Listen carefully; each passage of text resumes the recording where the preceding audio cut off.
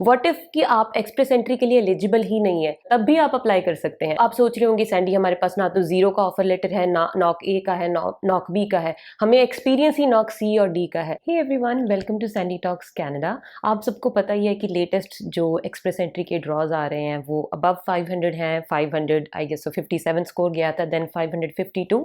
So lot of people were wondering and sending me messages कि Sandy what we can do now, right. सो मैंने एक video post की थी जिसमें मैंने बताया था कि अब हम क्या कर सकते हैं। अगर आपने नहीं देखी है तो वो आप देख सकते हैं। उसमें एक ऐसा स्टेप था, वो था कि अपने आप को एजुकेट करना अबाउट डिफरेंट स्ट्रीम्स। कनाडा में बहुत सी स्ट्रीम्स हैं, 100+ स्ट्रीम्स हैं फॉर पीआर। आपको पता होना चाहिए कि आपके लिए कौन सी सूटेबल है और आप किसकी एलिजिबिलिटी मीट करते हैं, जिसमें सबसे ज़्यादा ज़रूरी है पीएनपीज़ के बारे में पता होना, प्रोविंशियल नॉमिनी प्रोग्राम्स। हर प्रोविंस में अपनी पीएनपी होती है, उस पीएनपी के अकॉर्डिंगली आपको इन्वाइट किया जाता है। अगर आपकी जो जॉब ऑक्यूपेशन है, जिस चीज़ में आप स्किल्ड हैं, वहाँ पे वो डिमांड में है या नहीं।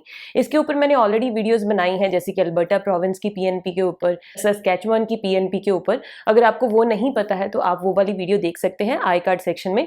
आज हम बात करने वाले हैं ओंटारियो के बारे में। मुझे बहुत से क्वेश्चंस आए, you want to know more about Ontario PNP, Ontario immigration nominee programme, OINP। OINP को डिस्कस करने से पहले बात करते हैं वाई ओंटारियो। ओंटारियो, आपको शायद ये जानकर हैरानी होगी कि जितने भी इमिग्रेंट्स आते हैं कनाडा में, उनमें से 49% सिलेक्ट करते हैं ओंटारियो को, दो इट इज़ एक्सपेंसिव, क्योंकि यहाँ का जो इकोनॉमिक सेक्टर है वो बहुत स्ट्रांग है। जॉब्स की यहाँ पे बहुत ज़्यादा अच्छी अच्छी अपॉर्चुनिटीज़ हैं। अगर हम बात करें सपोर्ट सिस्टम की, वो बहुत अच्छे तरह से एस्टैब्लिश्ड है। अगर आपको प्रोज एंड कॉन्स के बारे में जानना है तो आप मेरी ओंटारियो प्रोज एंड कॉन्स वाली वीडियो देख सकते हैं। सो आज की वीडियो में हम बात करने वाले हैं 8 डिफरेंट स्ट्रीम्स इन OINP। अगर आप अपने जो चांसेस हैं PR के वो इंक्रीज करना चाहते हैं, you should definitely watch this video. चलो जी, without any further ado, let's start the video.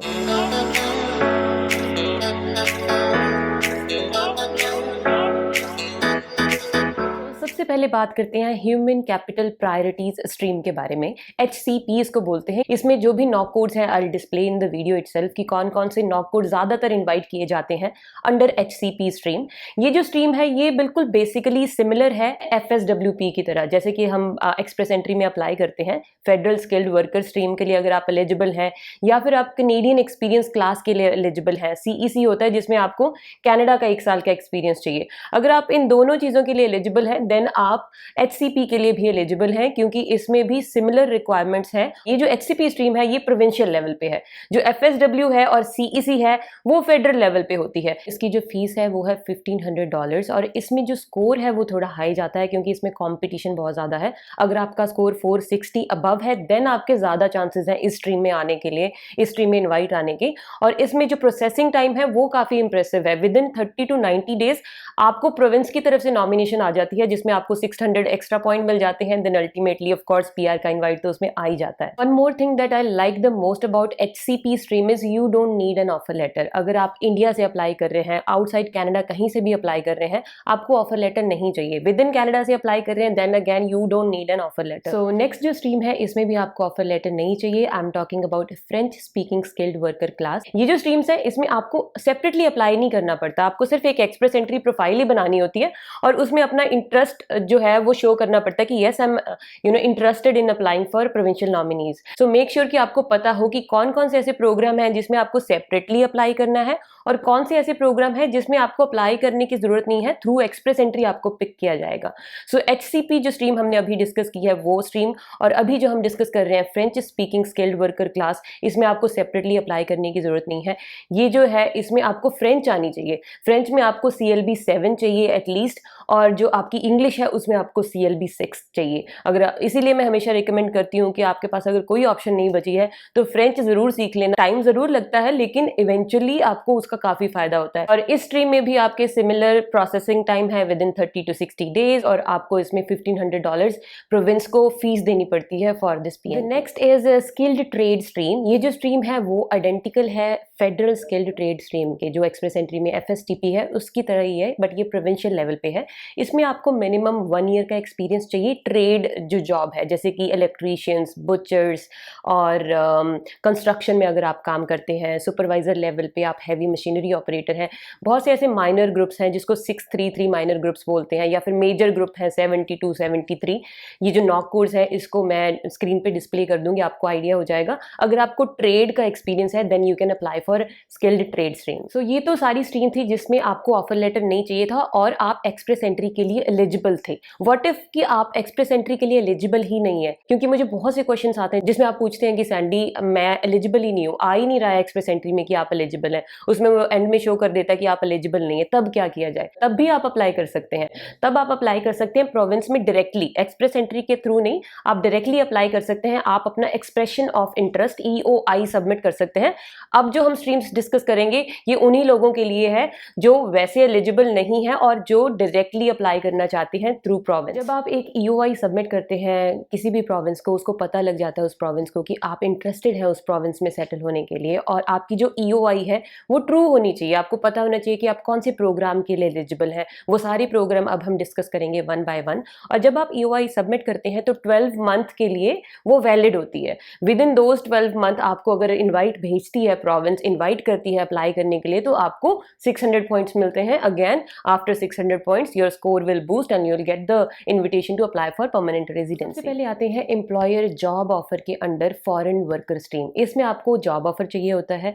अगर आप आउटसाइड कैनेडा हैं, अब्रॉड से आप अप्लाई कर रहे हैं, आपको ऑफर लेटर आ चुका है ओंटारियो के किसी एम्प्लॉयर से, देन आप इस स्ट्रीम के लिए एलिजिबल हैं और आप अपना EOI सबमिट कर सकते हैं। एक चीज जो ध्यान देने वाली है कि आपका जो जॉब ऑफर लेटर है जो आपको ओंटारियो के एम्प्लॉयर के थ्रू मिलेगा वो आपका NOC 0A या B में होना चाहिए, और आपको उस फील्ड में अगर तो लाइसेंस रिक्वायर्ड है तो आपके पास लाइसेंस होना चाहिए। अगर आपके पास लाइसेंस की रिक्वायरमेंट नहीं है तो आपको एटलीस्ट 2 साल का एक्सपीरियंस होना चाहिए उस फील्ड में जिसका आपको जॉब ऑफर लेटर आया है।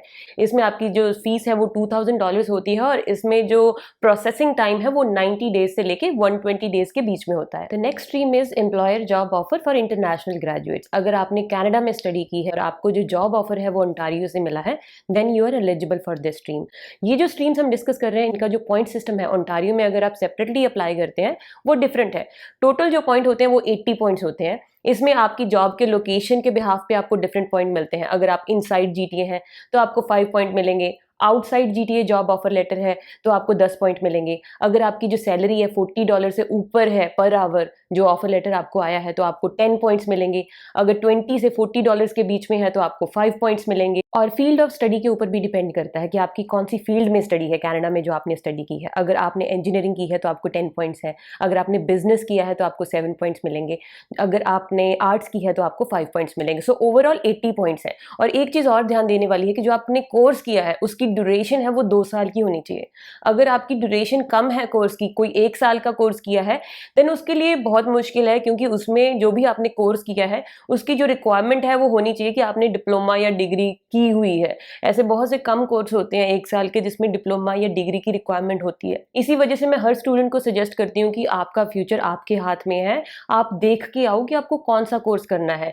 2 साल का कोर्स मैं जनरली रिकमेंड करती हूँ क्योंकि उसमें आप अच्छा लर्न कर लेते हैं और आपके पास PR की ऑप्शंस बहुत ओपन हो जाती हैं। इसमें भी आपका जो जॉब ऑफर लेटर है वो आपका NOC 0A या B में होना चाहिए। अगर आपको A से ऑफर लेटर आया है तो आपको ज्यादा पॉइंट मिलेंगे, 10 पॉइंट्स। अगर आपको NOC B से ऑफर लेटर आया है तो आपको 8 पॉइंट्स मिलेंगे। ये जो पॉइंट सिस्टम है इसके ऊपर हम डेफिनेटली डिफरेंट वीडियो बनाएंगे इन डिटेल कि कैसे कैलकुलेट होता है, लेकिन for now let's move on to the another category. Next जो कैटेगरी है वो है employer job offer occupation in demand. अब आप सोच रहे होंगे सैंडी हमारे पास ना तो 0 का ऑफर लेटर है, ना NOC A का है, NOC B का है, हमें एक्सपीरियंस ही NOC C और D का है। तो इसमें भी कोई ऐसा कोई इशू नहीं है क्योंकि NOC C और NOC D highly in demand है कनाडा में। कहीं पे भी आप देखेंगे आपको NOC C, NOC D, skilled level, trade level पे जो जॉब्स है आपको प्लेंटी ऑफ जॉब्स मिलेंगी ओपन। सो जो NOC कोड्स हैं स्पेशल ऑक्यूपेशन के जो इन डिमांड है ओंटारियो में, I will display in the video. अगर आपको इन ऑक्यूपेशंस में एक्सपीरियंस है, चाहे आप आउटसाइड कनाडा हैं चाहे आप विद इन कनाडा हैं, आप EOI सबमिट कर सकते हैं। जो NOC कोड सारे ओंटारियो में वैलिड हैं, एप्लीकेबल हैं, जिसमें आप अप्लाई कर सकते हैं। I will display in the video, आप चेक कर सकते हैं। लेकिन कुछ ऐसे NOC कोड्स हैं जो सिर्फ आउटसाइड GTA होने चाहिए। अगर आपको आउटसाइड GTA जॉब ऑफर आता है इन NOC कोड्स में जो डिस्प्ले किए गए हैं, then you can submit your expression of interest. Just to recap, अब तक हमने 6 प्रोग्राम डिस्कस कर लिए हैं। 3 प्रोग्राम जिसमें हमें ऑफर लेटर नहीं चाहिए था बट आपकी प्रोफाइल एलिजिबल होनी चाहिए थी फॉर एक्सप्रेस एंट्री। 3 ऐसे प्रोग्राम जिसमें आपको ऑफर लेटर चाहिए बट आप सेपरेटली अप्लाई कर सकते हैं even though you are not eligible for express entry. अब बात करते हैं remaining 2 programme. Next stream is masters and PhD categories. अगर आपने मास्टर्स की है कनाडा में, स्पेसिफिकली ओंटारियो में ही, अगर आपने ओंटारियो से मास्टर्स की है, आपकी मास्टर्स मिनिमम से मिनिमम 1 साल की होनी चाहिए, वैसे 2 साल की होती है बट कई बार मास्टर्स 1 साल की भी होती है, और आपकी जो पीएचडी है वो मिनिमम से मिनिमम 2 साल आपने स्पेंड किए होने चाहिए, और आप रहना चाहते हैं ओंटारियो में, you have intention to live in Ontario, work in Ontario, and you are eligible for this stream. Last but not the least, entrepreneurship category. अगर आप बिजनेस करना चाहते हैं ओंटारियो में, then definitely you can apply for this category. ये category थोड़ी differently काम करती है देन अदर कैटेगरीज, क्योंकि जो भी हमने अब तक कैटेगरीज डिस्कस की हैं उसमें कोई इंटरव्यू रिक्वायरमेंट नहीं है।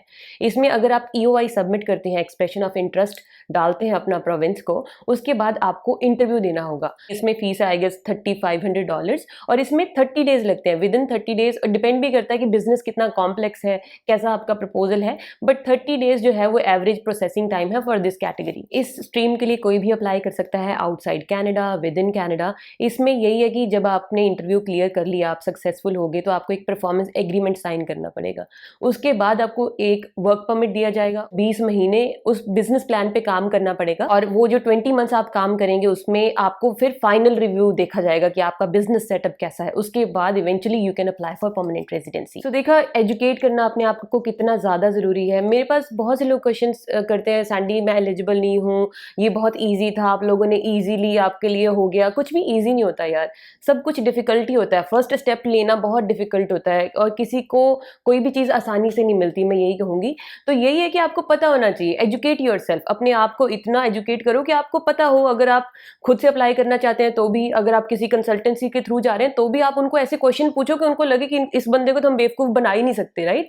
तो यही रीजन है कि अपने आप को एजुकेट करो, देखो आप कौन सी स्ट्रीम के लिए एलिजिबल है। आज हमने हर चीज की बात की है। अगर आप एक्सप्रेस एंट्री के लिए एलिजिबल है उसकी भी बात की है, ऑफर लेटर की भी बात की है, विदाउट ऑफर लेटर की भी बात की है, अगर आप एक्सप्रेस एंट्री के लिए एलिजिबल नहीं है उसके लिए भी बात की है। तो ऐसे ही 100+ स्ट्रीम्स हैं, हमने सिर्फ 8 स्ट्रीम्स की बात की है आज। तो आई होप ये वीडियो आपको हेल्पफुल लगी होगी। अगर आपको ये इन्फॉर्मेशन अच्छी लगी है, हेल्पफुल लगी है, देन प्लीज लाइक और शेयर जरूर करना इस वीडियो को, जिसको भी इस चीज की जरूरत है, और कमेंट करके जरूर बताना वीडियो कैसी लगी। If you want to connect with me, you can connect with me on Instagram. My ID is Sandy Talks Canada. If you want to book one-on-one call with me, if you have any questions related to study abroad, career consultation, life in Canada, you can do so.